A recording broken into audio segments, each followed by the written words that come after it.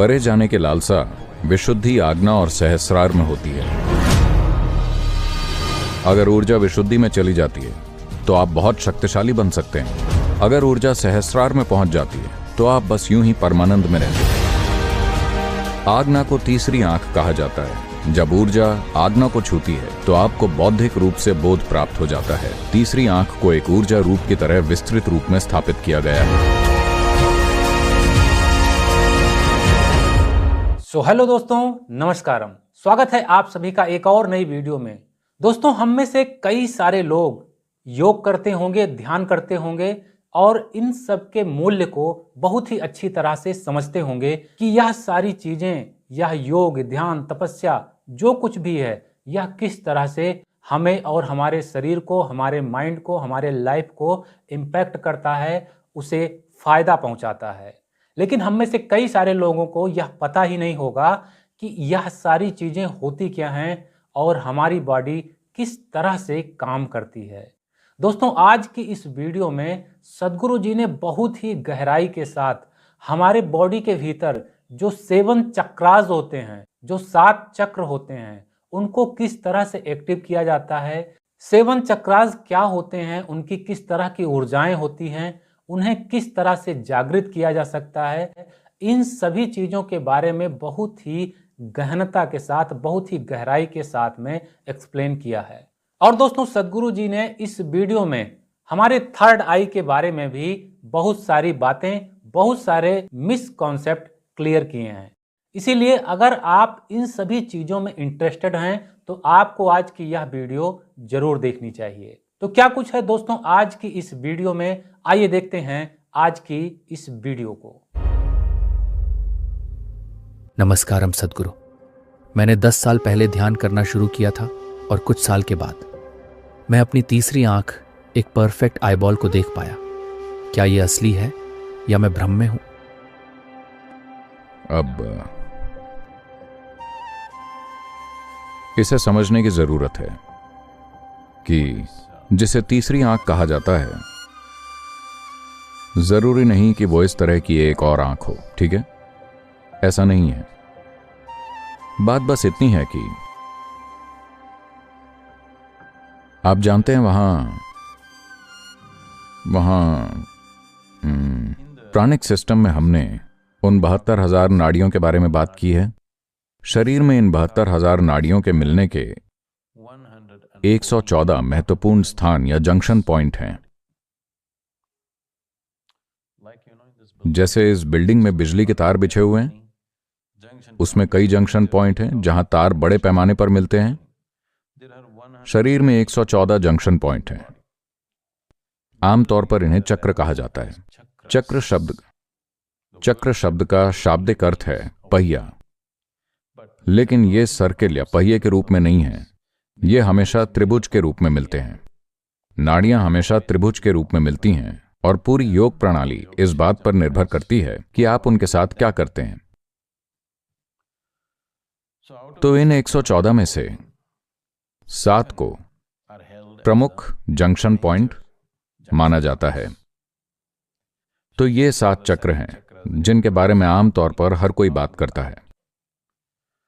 ये आपके शरीर के कुछ खास हिस्सों में स्थित हैं।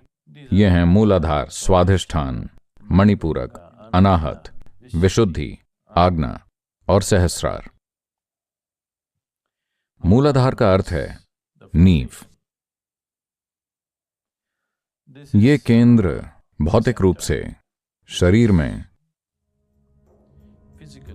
आपके गुदा द्वार और आपके जननांग के बीच स्थित है। चिकित्सा विज्ञान में इसे पेरिनियम कहा जाता है। अगर आपकी ऊर्जाएं आपके मूलाधार में प्रबल हैं तो भोजन और नींद आपके जीवन के 2 प्रमुख लक्षण होंगे। ये आपके जीवन में सबसे महत्वपूर्ण पहलू होंगे, भोजन और नींद।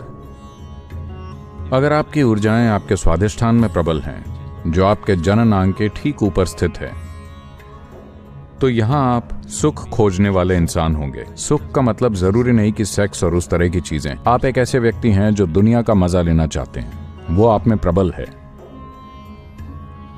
तो ऐसा व्यक्ति जो सुख खोजता है वो उस इंसान की तुलना में थोड़ी ज्यादा तीव्रता से जीता है जो सिर्फ भोजन और नींद के लिए जी रहा है। हाँ, तो ये जीवन की तीव्रता के बस अलग अलग स्तर हैं। जैसे जैसे तीव्रता बढ़ती है, जीवन के विभिन्न आयामों को अनुभव करने की आपकी क्षमता जीवन के एक दायरे से दूसरे दायरे में चली जाती है। अगर आपकी ऊर्जाएं मणिपूरक में चली जाती हैं, या अगर वो मणिपूरक में ज्यादा प्रबल हैं, तो आप दुनिया में एक कर्ता हैं। आप चीजें करना चाहते हैं। हो सकता है कि आप एक व्यवसायी हों, हो सकता है कि आप एक राजनीतिज्ञ हों, या ऐसा कोई जहां बहुत कुछ करने की जरूरत है। आप कुछ करना चाहते हैं। अगर ऊर्जा अनाहत में चली जाती है तो ये सृजनात्मक केंद्र है। आप एक रचनात्मक व्यक्ति बन जाते हैं। शायद आप एक कलाकार हों, या कम से कम आप में प्रवृत्तियां हैं। शायद आप हॉलीवुड में सफल नहीं हुए, लेकिन आप सिर्फ खाने पीने या बाहर मौज मस्ती करने से ज्यादा कुछ सृजन करना चाहते हैं। आप कुछ करना चाहते हैं। आपके अंदर रचनात्मकता है।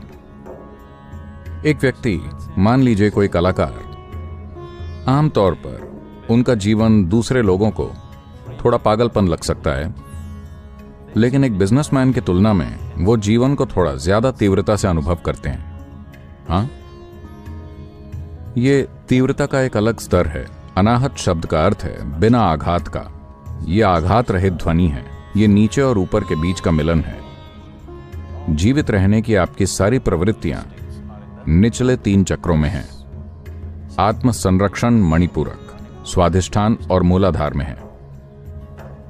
इन सब से अलग होकर परे जाने की लालसा विशुद्धि, आज्ञा और सहस्रार में है। अनाहत मिलन बिंदु है। तो अनाहत के लिए प्रतीक 2 त्रिभुजों का मिलन है।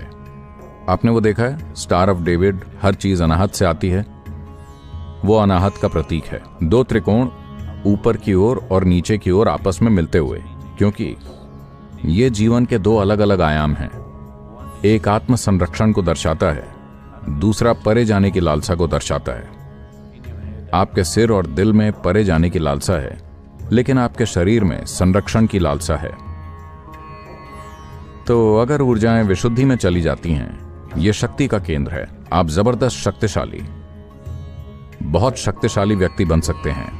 जब मैं शक्ति कहता हूं तो जरूरी नहीं कि वो शारीरिक या आर्थिक या कुछ और हो। लोग कई तरह से शक्तिशाली हो सकते हैं, बस उनके खड़े होने के तरीके में कुछ लोग शक्तिशाली होते हैं, कुछ नहीं होते हैं, है ना? हाँ, देखिए, कोई काम करने की जरूरत नहीं है।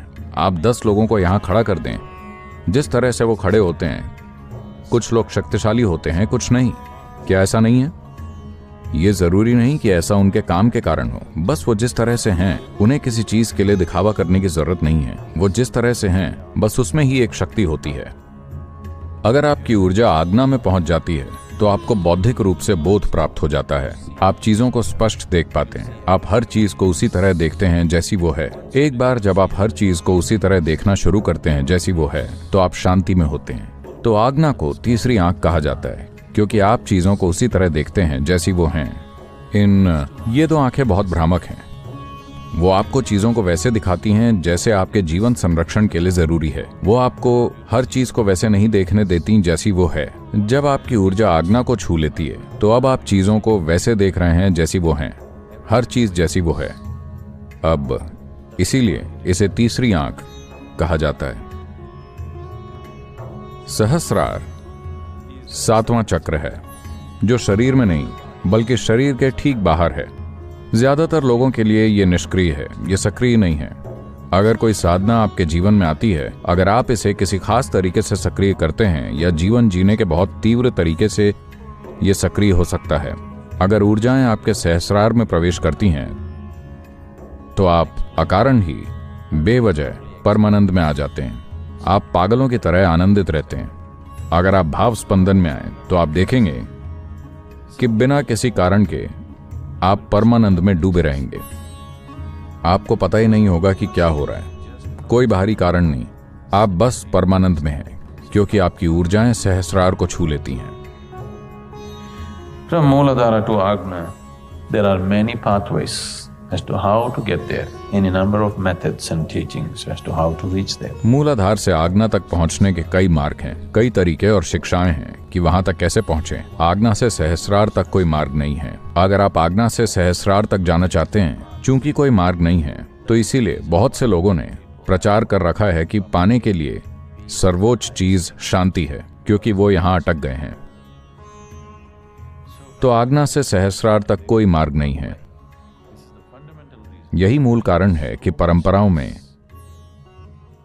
गुरु पर इतना जोर दिया जाता है, क्योंकि अगर आपको छलांग लगानी है, मान लीजिए यहां एक अंधेरा गड्ढा है, अगर आपको उसमें बस कूदना है, तो आपको या तो पूरी तरह से पागल होना चाहिए, या आपके पास असाधारण किस्म का साहस होना चाहिए, या आपको किसी पर इतना भरोसा होना चाहिए कि अगर वो कहे कूदो तो आप बिना किसी समस्या के कूद जाएंगे, वरना कोई संभावना नहीं है ना?